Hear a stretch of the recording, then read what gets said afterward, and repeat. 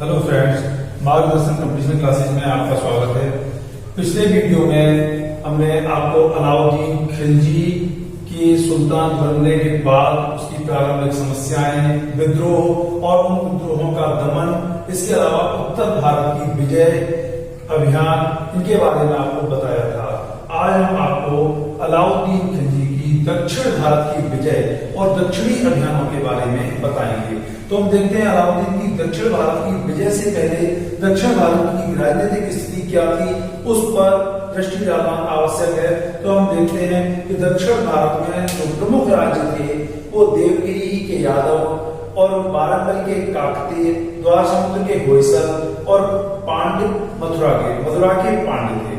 तो इस तरीके से हम देखते हैं चार प्रमुख राज्य थे। इसके अलावा उड़ीसा में और केरला के तट पर भी छोटे छोटे राज्य थे, लेकिन राजनीतिक दृष्टि से उनका कोई महत्व नहीं है। ये चार राज्य ही अलाउद्दीन के सैन्य अभियानों की दृष्टि से अत्यधिक महत्वपूर्ण हैं, जहां पर अलाउद्दीन खिलजी के द्वारा सैन्य अभियान संचालित किए गए हैं। तो हम देखते हैं कि इनके बारे में अगर बात करें तो हम देखते हैं तेलंगाना वारंगल जिसकी राजधानी थी, प्रतापरुद्रदेव सेकंड यहाँ के शासक थे, और आधुनिक महाराष्ट्र जो है उसकी राजधानी देवगिरी थी। राजा रामचंद्र देव यहाँ के शासक थे, ये यादव राज था। और आधुनिक मैसूर जो है वहां की राजधानी द्वार समुद्र थी। वीर बल्लाल थर्ड वहां के शासक थे। और इसके बाद हम देखते हैं कोरोमंडल तट पर, चोलमंडल तट पर तमिलनाडु, आधुनिक तमिलनाडु और कुछ भाग केरला का, यहाँ के जो शासक थे वो पांड्य थे। मारवर्मन कुलशेखर, मदुरा इनकी राजधानी थी। तो इस तरह से देखते हैं कि दक्षिणी राज्य यही प्रमुख थे, और इन दक्षिणी राज्यों के जो परस्पर संबंध थे वो परस्पर द्वेषपूर्ण और शत्रुतापूर्ण थे। हम देखते हैं काकतीय, होयसल और पांड्य परस्पर युद्धों में उलझे हुए थे। इसी तरह से हम देखते हैं कि देवगिरी के यादव वारंगल के काकतीयों के साथ भी युद्ध में उलझे हुए थे, और द्वार समुद्र के होयसलों से भी उनका संघर्ष था। इसके अलावा हम देखते हैं कि देवगिरी के राजा रामचंद्र देव ने गुजरात और मारवा के विरुद्ध भी सफलतापूर्वक सैन्य अभियान संचालित किए हैं। यद्यपि उसमें निर्णायक सफलता नहीं मिली जो देवगिरी के यादवों का मालवा और गुजरात पर अधिकार हो पाता, लेकिन फिर भी हम कह सकते हैं कि सीमावर्ती क्षेत्रों पर किसी भी राज्य से मित्रतापूर्ण संयोगात्मक संबंध नहीं थे। हम देखते हैं कि जब अलाउद्दीन सुल्तान नहीं था, सेनापति के रूप में जब उसने पहला अभियान देवगिरी का चलाया है, उस समय देवगिरी का जो युवराज था शंकरदेव, वो होयसल सीमा पर लड़ने के लिए गया हुआ था, युद्धरत था। तो इसी प्रकार से हम देखते हैं कि ये सारे राज्य कहीं न कहीं युद्धों में उलझे हुए थे। और जिस प्रकार से हम देखते हैं कि मोहम्मद गोरी के समय उत्तर भारत के राज्य आपस में युद्धरत थे, आपस में शत्रुतापूर्ण व्यवहार आपस में रहता था, उसी तरह का व्यवहार हमें दक्षिण भारत के भारतीय राज्यों में देखने को मिलता है। और उसी प्रकार जिस तरह से मोहम्मद गोरी ने दिल्ली के राजा चौहान पृथ्वीराज को पराजित करके दिल्ली पर अधिकार किया और संपूर्ण उत्तर भारत में तुर्कों की विजय पताका के लिए एक मार्ग प्रशस्त हुआ, उसी तरह से हम देखते हैं कि दक्षिण भारत का सबसे शक्तिशाली राज्य यादव राज्य था, और इस पर अलाउद्दीन की विजय ने संपूर्ण दक्षिण भारत में उसकी विजय का मार्ग प्रशस्त किया।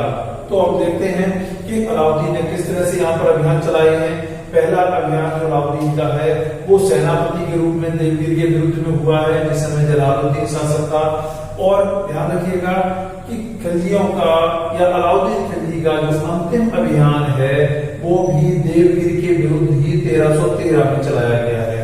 इसके अलावा हम देखते हैं कि अलाउद्दीन जब सुल्तान बनता है तो उसका पहला अभियान, देखिए प्रश्न बनता है, अलाउद्दीन खिलजी का सुल्तान बनने के बाद सर्वप्रथम अभियान जो चला है साउथ में, वो वारंगल राज्य के विरुद्ध चला है। तो वारंगल राज्य के विरुद्ध चला है इस अभियान। यह अभियान अलाउद्दीन का असफल हुआ है। देखिए सुल्तान के रूप जो उसका सेनापति के रूप में अभियान चला है उसमें ये देवगिरी में सफल होता है, लेकिन सुल्तान के रूप में तो अलाउद्दीन का अभियान रहा है जिसका नेतृत्व फखरुद्दीन जोना खां और मलिक सज्जू ने किया है। ये अभियान विफल हुआ है।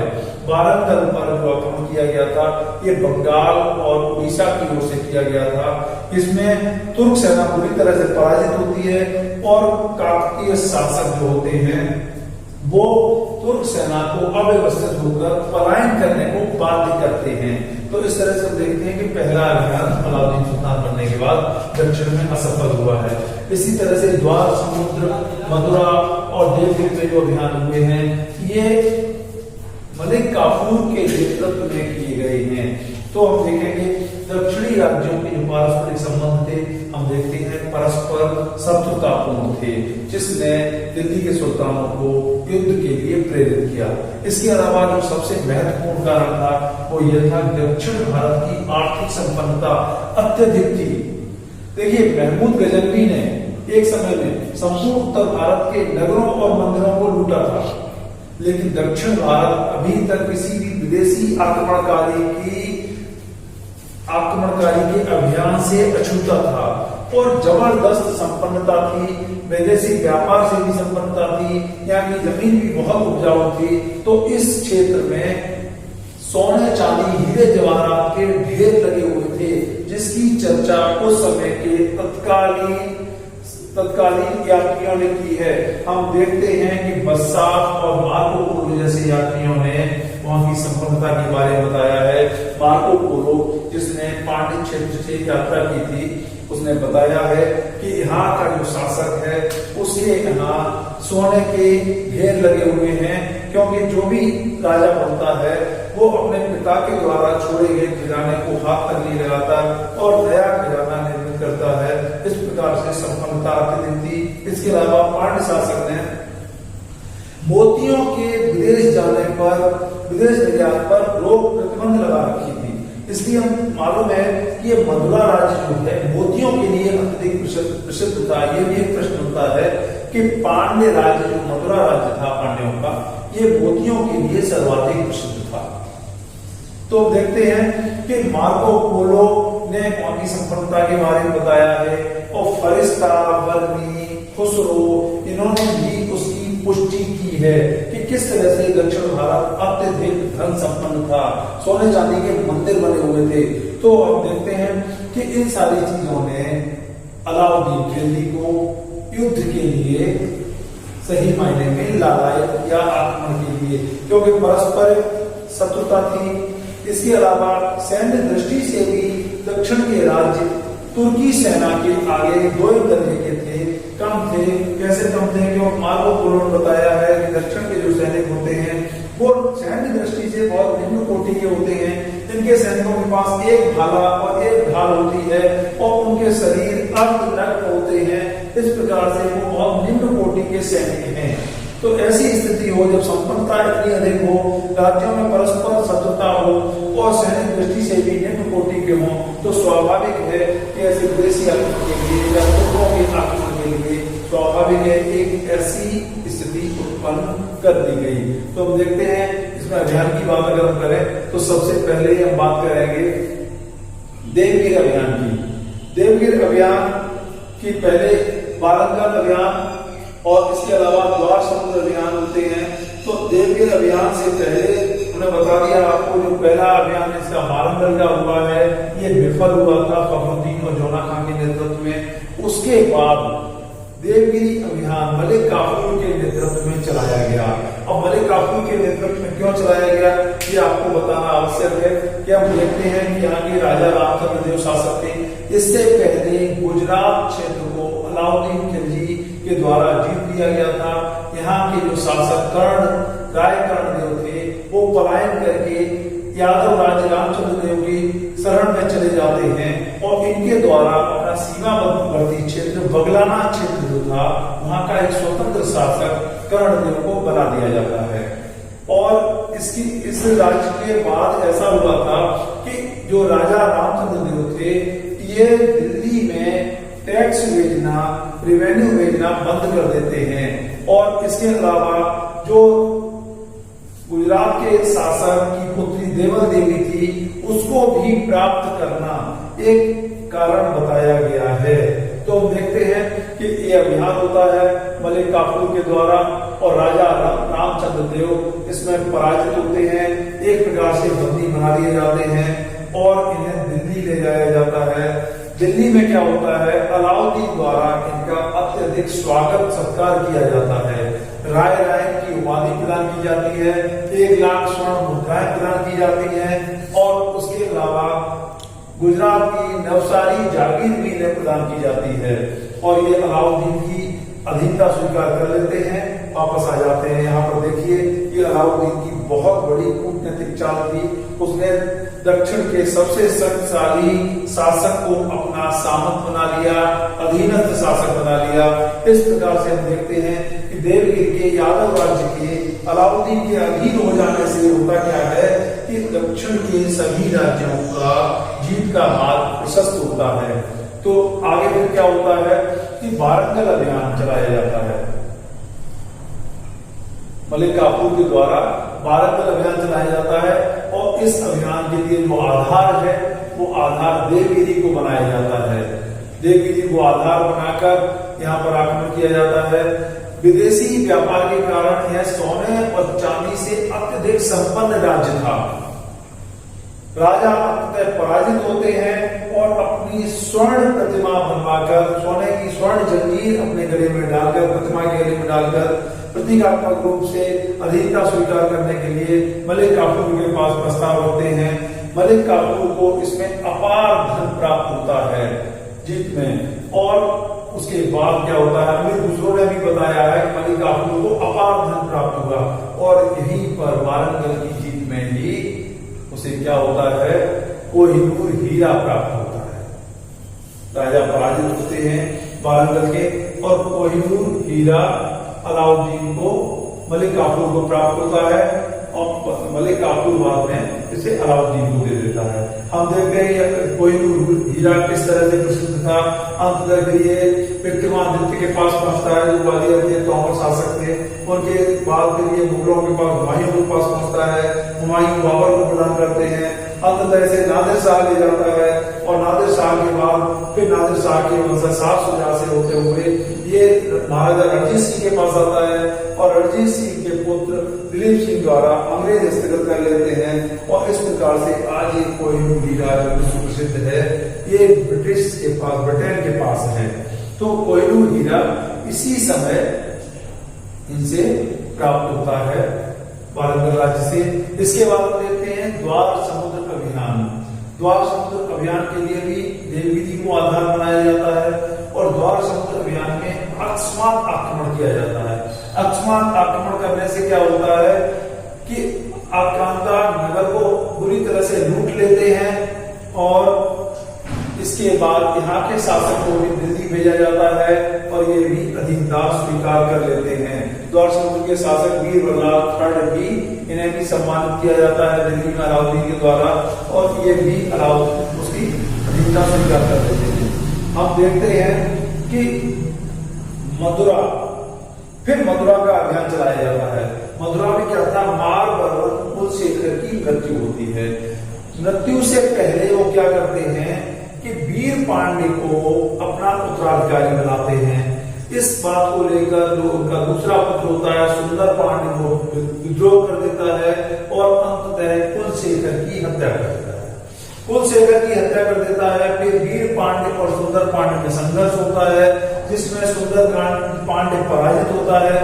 सुंदर पांडे पराजित होने के बाद अलाउद्दीन खिलजी से सहायता मांगता है और किसी ताकत के मलिक काफूर के नेतृत्व में फिर से मथुरा के लिए अभियान चलाया जाता है और मथुरा की जो इनकी राजधानी होती है वहां पर वीर पांडे नहीं मिलता है, वीर पांडे पराजित कर जाता है। इस प्रकार से हम देखते हैं कि अलाउद्दीन के सैन्य अभियानों में देवगिरी, वारंगल और द्वार समुद्र इन सभी राज्यों ने अधीनता स्वीकार की है। लेकिन यहाँ पर एक बात जानने की है, पांड्यों ने कोई भी अधीनता स्वीकार नहीं की। यद्यपि बेरहमी से पांड्य राज्य को लूटा गया, नगरों को लूटा गया, मंदिरों को लूटा गया, विध्वंस किया गया, जनसंहार किए गए क्योंकि वहां पर राजा उन्हें नहीं मिल पाया। और चिदम्बरम मंदिर में जो रामेश्वरम, चिदम्बरम में जो शिवलिंग था, स्वर्ण मंदिर था, ये इसे लूटा जाता है। रामेश्वरम की लूट की जाती है और वहां पर एक मस्जिद का निर्माण किया जाता है। हम देखते हैं कि ये लूट की दृष्टि से बहुत बड़ा अभियान था। लूट की दृष्टि से इस प्रकार से बड़ा अभियान था, जब मलिक काफूर दिल्ली पहुंचता है तो दिल्ली पहुंचते समय उसके पास 96,000 मन सोना और मोती जवाहरात थे जो वो लेके जाता है। इस प्रकार से हम देखते हैं कि बर्नी भी लिखता है कि दिल्ली पर अधिकार करने के बाद इतना अधिक कोष कभी प्राप्त नहीं हुआ। तो माने आप देखिए, जीत की दृष्टि से, ये धन की दृष्टि से बहुत अत्यंत महत्वपूर्ण अभियान था, बहुत बड़ी। देखिए मैंने बताया था कि महमूद गजनवी से लेकर तुर्कों के आक्रमण तक ये दक्षिण भारत अछूता था, जबकि बहुत संपन्न था। इसके बारे में हम देखते हैं, बाद में भी तमाम इतिहासकार लिखते रहे हैं। जो विजयनगर और बहमनी राज्य की भी अत्यधिक संपन्नता, हम देखते हैं कि इतनी लूट के बाद मोहम्मद बिन तुगलक को भी लूट में अपार धन प्राप्त हुआ था। यहां तक कि एक मंदिर की लूट से इतना अधिक धन प्राप्त हुआ था कि जिसे ढोने के लिए 200 हाथी और कई हजार बैल लगाए गए थे।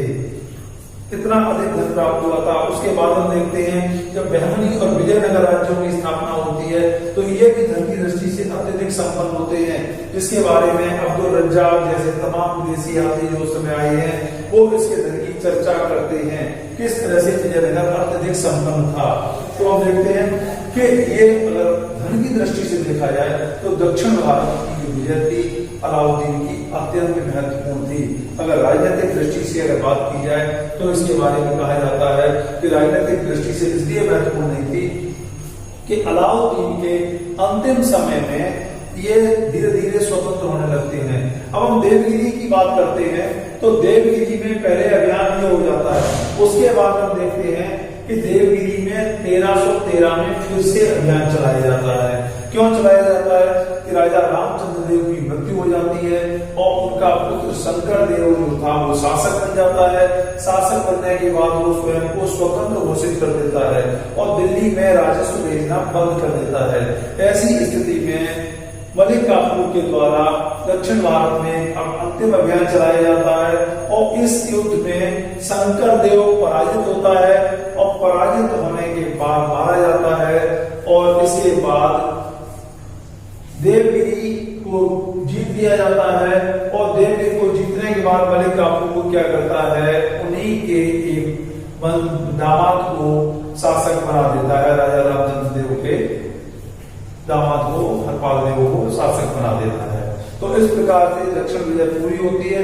लेकिन हम एक बात देखते हैं कि दक्षिण विजय की जो राजनीतिक महत्व है, अब देखिए जो आर्थिक रूप से लूट महत्वपूर्ण है, इसी दक्षिण भारत की विजय से जो अकूत धन अलाउद्दीन खिलजी को प्राप्त हुआ था देवगिरी की लूट से, उसी से उसने अपना सुल्तान बनने का मार्ग प्रशस्त किया था।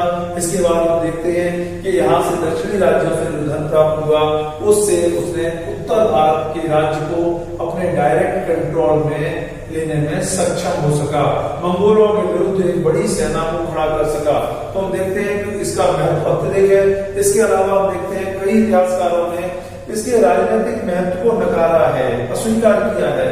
लेकिन मेरी दृष्टि में दक्षिण भारत में अलाउद्दीन के सैन्य अभियानों का राजनीतिक महत्व भी अत्यधिक है। हम देखते हैं कि निरंतर देवगिरी में सैन्य अभियान के बाद ही अंततः मोहम्मद बिन तुगलक के द्वारा देवगिरी को, जिसे दौलताबाद नाम दिया गया था, अपनी राजधानी बनाने में सक्षम हो सका। इसके अलावा मावर में भी मथुरा, जिसे मुस्लिम इतिहासकारों ने, लेखकों ने मावर कहकर पुकारा है, मावर में एक मुस्लिम सल्तनत की स्थापना हो सकी। तो इस तरह से हम देखते हैं कि दक्षिण भारत में अलाउद्दीन और मलिक काफूर के सैन्य अभियान अत्यंत महत्वपूर्ण हैं। इनके राजनीतिक महत्व को भी नकारा नहीं जा सकता। तो इसके बारे में जो इम्पोर्टेंट फैक्ट हैं उन्हें एक बार फिर से देख लेते हैं। आपको ये पता होना चाहिए कि दक्षिण भारत के प्रमुख राज्य कौन थे, उनकी राजधानी कहाँ थी। इसमें भी सबसे महत्वपूर्ण ये 4 राज्य जो मैंने बताए हैं आपको, उनकी राजधानियां कहाँ थी और उनके शासक कौन से थे। इसके अलावा हम देखते हैं कि दक्षिण भारत में अलाउद्दीन का सबसे पहला अभियान जो हुआ है देवगिरी के विरुद्ध हुआ है, एक सेनापति के रूप में। और अलाउद्दीन के समय सबसे अंतिम अभियान जो हुआ है वो भी देवगिरी के में नहीं हुआ है।